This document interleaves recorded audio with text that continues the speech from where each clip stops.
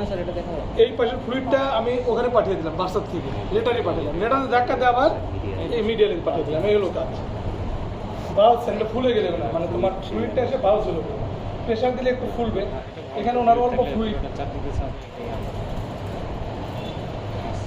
ওকে ঠিক করছে। হ্যাঁ, ওই দিক দিয়ে নাও, নিয়ে এই হাতটা সরাই দেবে বলে ভাই, তাহলে একটু ফুলবে কিন্তু